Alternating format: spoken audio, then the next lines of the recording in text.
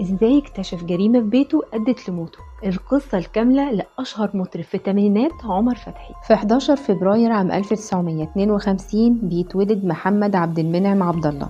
أصل عمر فتحي ده كان اسم الشهرة لأب بيشتغل مهندس في السكة الحديد. عمر كان أخ لأربع إخوات تانيين، بس عمر كان دايما حاسس بالمسؤولية تجاه إخواته. خلص عمر الثانوي ودخل معهد العالي للموسيقى العربية، لأن عمر كان مهووس بحاجة اسمها الغنى. ولحسن حظه لما خلص عمر المعهد ودخل الجيش ما بعدش عن أكتر شيء بيحبه وهو الغنى، لأن في الوقت ده كان الجيش بيعمل حفلات للجنود وكان بيخلوا عمر يغني فيها. وبعد ما خلص عمر الجيش كان كل تفكيره ازاي يحقق مستقبله وطموحه في الغنى، فانضم عمر لأحد فرق الفنون الشعبية. وفضل عمر يجري ورا حلمه لحد ما شافه الشاعر عمر بطيشة وسمع صوته وانبهر بصوت عمر لدرجة ان اداله اسمه وقال له انت من النهاردة